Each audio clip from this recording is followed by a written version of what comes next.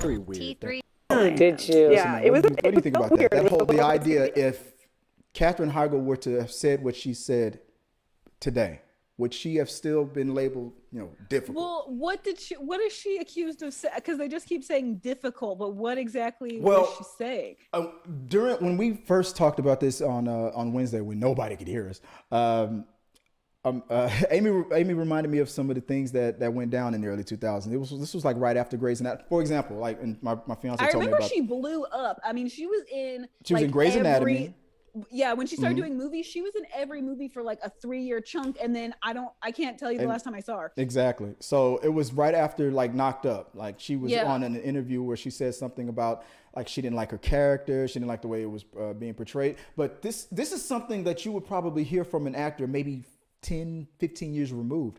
She was saying this stuff like during the marketing of trying to promote this thing. Right, and you agreed to do the movie, right? Like, it's not like they changed the character after you accepted it, so you can only complain so much about that, I think. And I believe that was Seth Rogen's first, big breakout movie that put his name out there. This was the type of movies he was writing at the time. I mean, like Superbad and Knocked Up and whatnot. These were that was his niche. Mm-hmm. And again, like you said, you saw the script. So if you didn't, why'd you take the gig? And it propelled her to like what I read earlier, 27 Dresses and all these other movies. So, yeah, because I never watched Grey's Anatomy, but I know her from all those movies. So that definitely was a launching pad. Because I'm pretty sure that was the first time I have ever seen her in a movie, and then I saw her in everything for a while after that. And I always liked her as an actress. Like, I thought she was good, but I feel like all things in entertainment, it's so crappy to say, but it's so true. It's like, there's so many people who want your spot that if you are ungrateful at all, it's like they're ready to just usher you out and put somebody right in there because there's 45,000 other blonde people who want that role. Like, which sucks if you actually are saying something that's legitimate and people don't listen to you. But if she was just trash talking roles that she was doing because she didn't think that they were up to par, I mean, I feel like then that's a problem for her manager, whoever is getting her these bookings, not trash the project that you did. Right. I agree. And I was trying, as I try to ride the fence and play both sides of it, to do the devil's advocate thing. And I had to agree a little bit with what her husband said, that if this was something that she would have said just today, never said it back then this probably would have been nothing. If this would have been one of those opportune times where if I don't want this to happen to, like, let's say if Seth Rogen was just in a recent scandal or something like that, and she said something like this, then it would have been a whole different story. But that's in a situation if, like I said earlier, that if she would have made these comments today versus now that it's like 15 plus years removed. Like looking back with wisdom on a situation. Exactly. Like, why did I take that? I shouldn't have taken that character. Is probably not my favorite character. And that's fine to say when, Seth has made all his money. And I think that you should be growing. I think that it's totally normal to say, some of the stuff that I did when I first started my career, those aren't things that I would take now, because like even in comedy, there's shows that I did that I would never do now. And I'm not even a professional comedian, so I get it. But at the same time. Oh, you mean that Soul Glow commercial? Listen, that hasn't come out yet. It's coming out on the Super Bowl. But I think that it's one thing to grow and look back on a situation and realize what you would have done different in the situation, rather than while you are literally on the promotion trail being like, this is crap. Right. Yeah, exactly. Because I mean, it's like, what do you think we're doing here? Right? You're under contract. We got to market this thing. That's like a Pepsi CEO like going out to a restaurant and ordering nothing but Coke. It's like, you have to be brand loyal for a certain, like, read the room, CEO. Exactly. Yeah, where's your brand loyalty, Catherine? Like, all of a sudden the Coke comes, like, I've always hated Pepsi. That reminds me of like, that check's just too good to pass up. That's Coke. Didn't Dave Chappelle say something like that on stage? He was like, I've done commercials for both Coke and Pepsi. So, but all I know is Pepsi just paid me most recently, so it tastes better. And that's how the game goes. Right. And that's how the game goes. But I mean, she was. I look back at it, and she was wilding out. She was saying some stuff. And there are certain things that, like, you know, you can act up to a certain degree, but like if you tick off the certain people or if you tick them off in a certain way, it's like sometimes there's no coming back from it. You just get, unfortunately, your reputation precedes you, and it's like, yeah. Try. I mean, you mentioned it a minute ago. You said like there's a lot of other ladies that fit the model that for that role that are willing to ready to take your spot. Think about it from the perception of Black women. They have been saying this for decades about how the top, usually when there's a role that is either written for a Black woman or is being considered for a Black woman, there were, for the most part of it, there was like, what, 3 actresses that were only in consideration? Halle Berry and 2 others, just Halle Berry, Nia Long, like Halle Berry, I mean, how many? So they were all, Gabrielle Union. They were all constantly. Now I'm about to just go through a Rolodex of my favorite Black actresses. Yeah, you can see their faces. There's like 7 to 10 Black actresses, and that's kind of it. Yeah, and that would be it. Like where I could name 10 blonde actresses off the top of my head. Right, like, and there's exactly. So I mean, think about it from that point of view, and at the time, Seth he doesn't have the popularity and the power that he has today. This was back when what are you doing? Like it says early 2000s. Grey's Anatomy. It was probably mid 2000s because I didn't watch Grey's Anatomy when it first came out. My wife is a nurse and she loves Grey's Anatomy. People are obsessed with that. People love that show. Yeah, I just caught up to it like last year, but.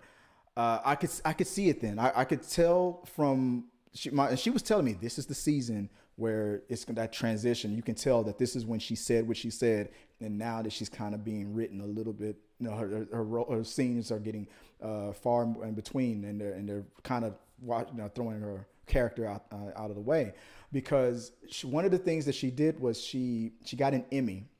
And then she griped about how she didn't feel like she deserved it because her character wasn't getting much screen time. She barely was. To me, that's a compliment. If you're saying you were barely on the screen and you still crushed it enough to get the award, why are you trying to throw daggers at the writers? Where was your manager at this point? What's going on? Where's your PR person? Your PR person, right? Like what would you say to that? What would you say to that?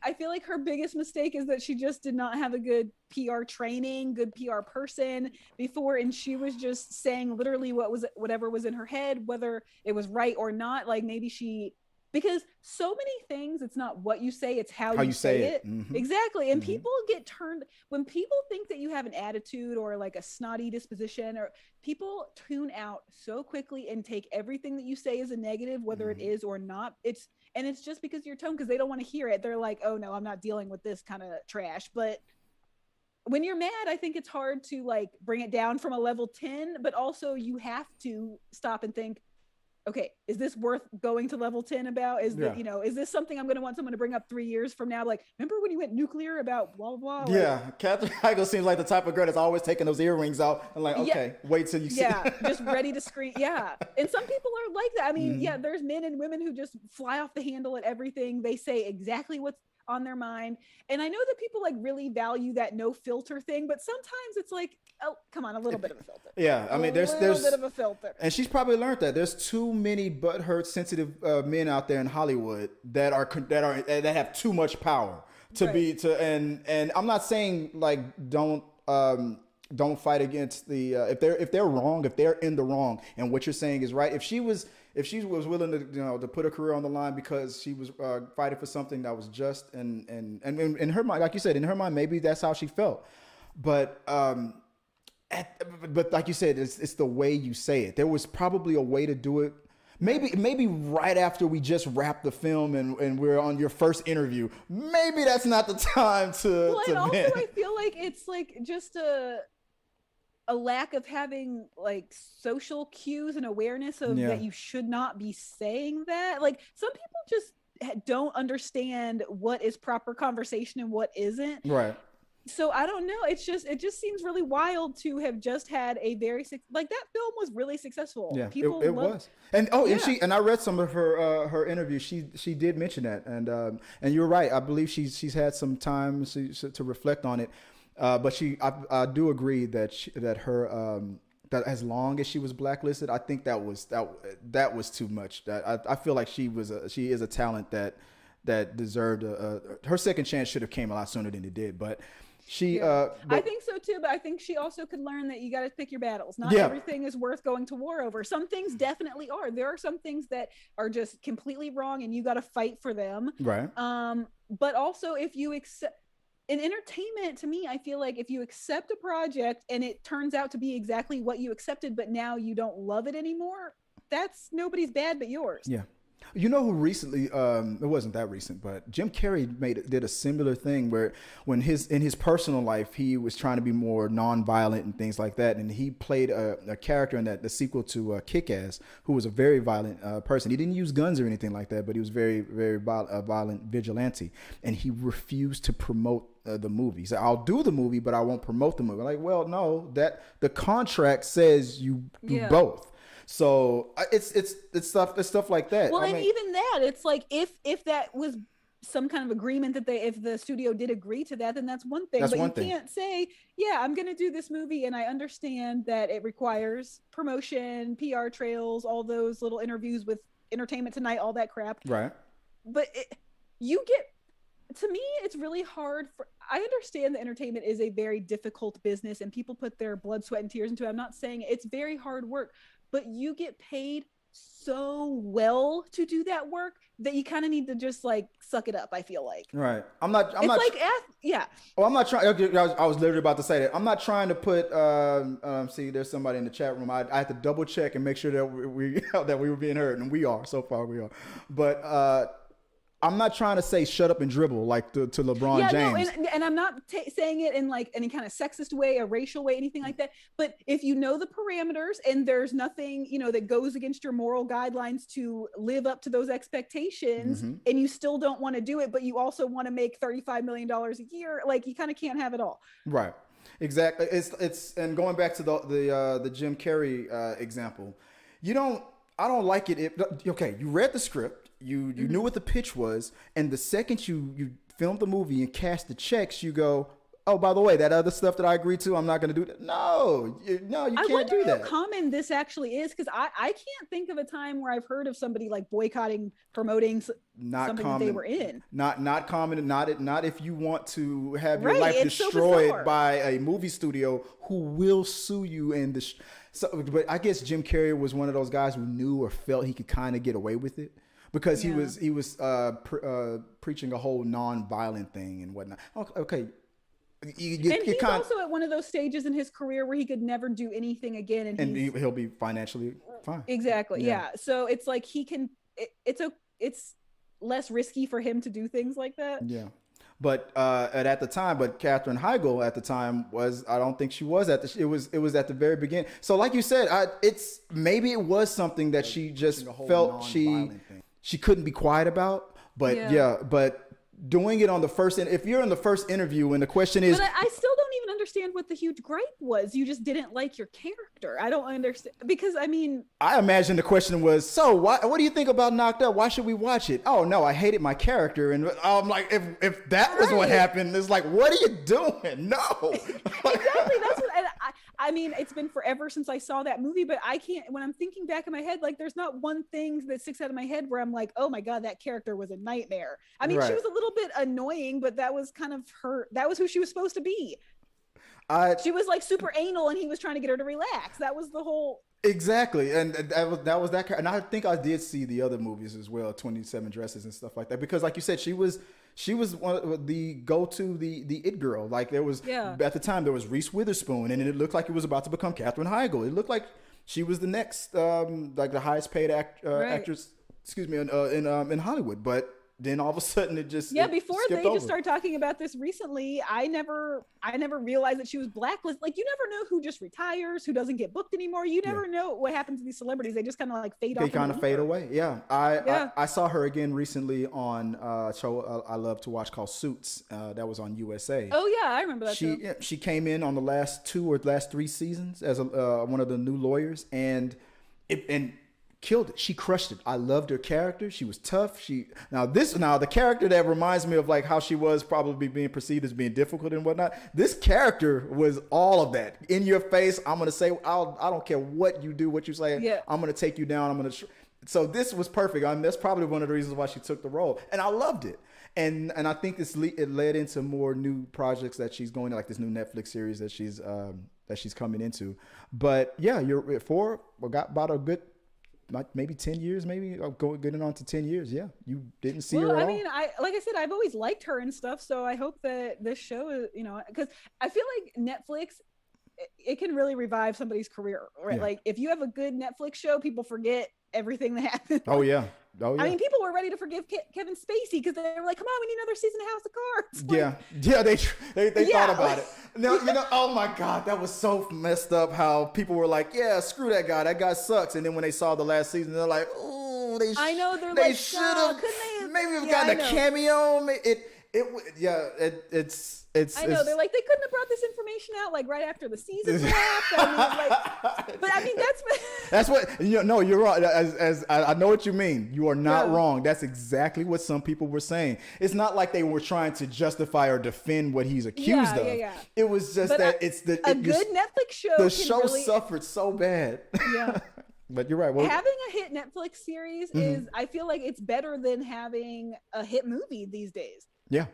It's the people are seeing you on either they're like binge watching it or catching a couple episodes here or there, right? And I feel like people just get way more hooked in. You only really have one shot with a movie, that 2-hour time frame to make that impact and to be set in the minds and the hearts of these fans. But with a TV series, you could have a bad couple episodes, but it could still build, and the next thing you could have 7 to 13 episodes to tell the story and then all of a sudden you're like a member of the family.